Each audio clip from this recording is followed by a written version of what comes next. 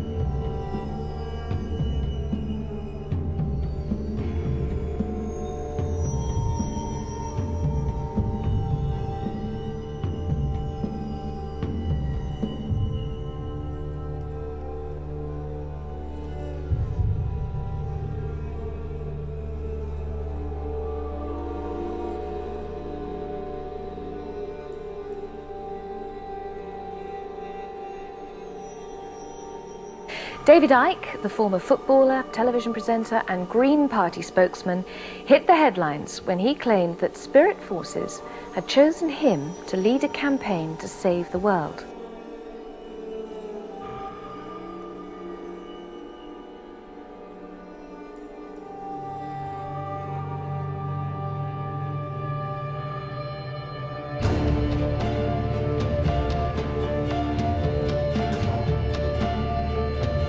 What I want to ask you is if you could clarify this for us. Are you saying that you are the second coming? Let me explain this. I'm not saying I'm the second coming of Christ, of Jesus, because Jesus was a separate entity.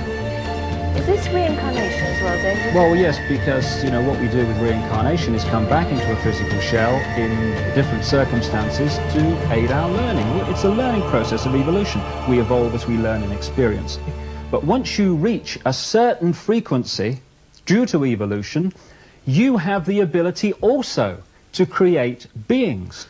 And it's this process of creating beings, the Godhead creating beings, those beings then evolving to the point where they can, creating more, them going up, and so on.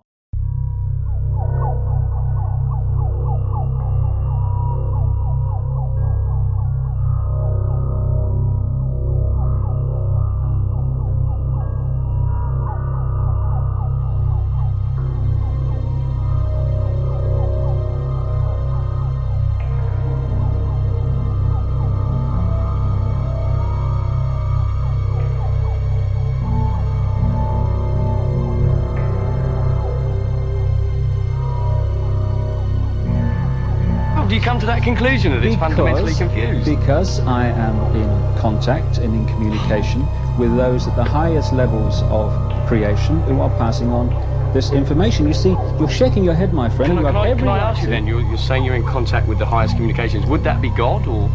But with the being we call the Godhead, certainly. But you see, how do you think... What Christians would call God. What Christians would call God. You are in direct communication with God.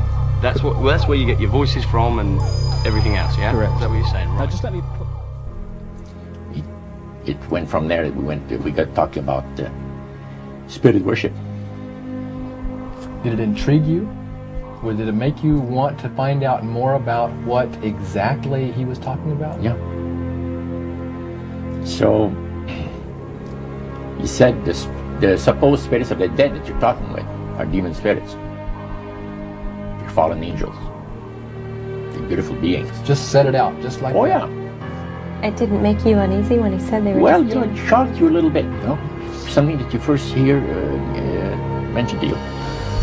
He said, you guys have got a great future ahead of you. Because we've been told, the high priest of our society, secret society, has been told that the master has very special plans for you too. Now, what did he mean by the master? Satan. And he told us, he says, look, we worship spirits. We worship Lucifer and all his angels. They're just as beautiful as they did before they were cast out of heaven. He says there was a misunderstanding in the whole thing. He says among the inhabitants of the galaxies. And he says our master was misunderstood. And God did not bear with him like he does with people that make mistakes today. So we're in a warfare, good against evil.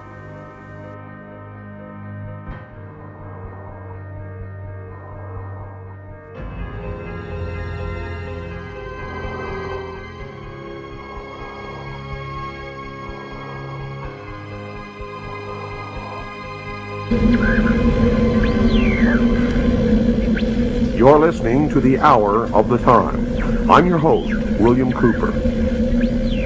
Tonight, ladies and gentlemen, we begin the origin, the history, the dogma, and the identity of the ancient mystery religions which are now known as the mystery schools.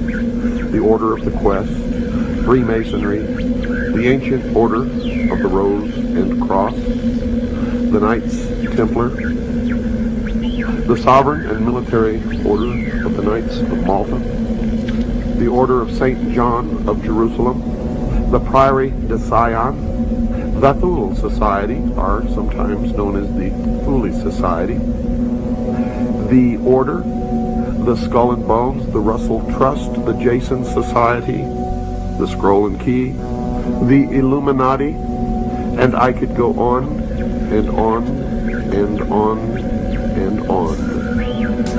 But the most important thing to realize is that they all have been collectively known throughout the ages as the mystery schools, the Illuminati, which literally means illumined ones.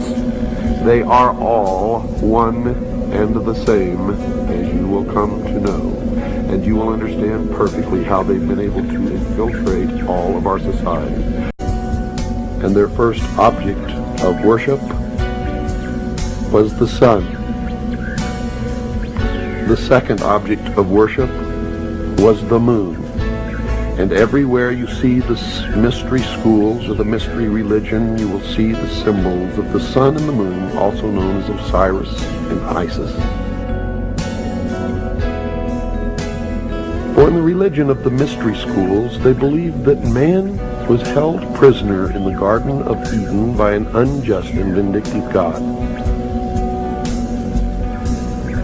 And that man was not told by this unjust and vindictive God that he could have the same powers. And man was set free from the bonds of ignorance by Lucifer.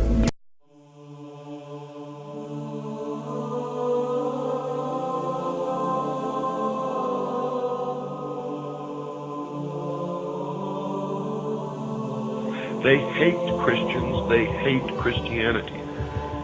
And the first object is to destroy the Christian church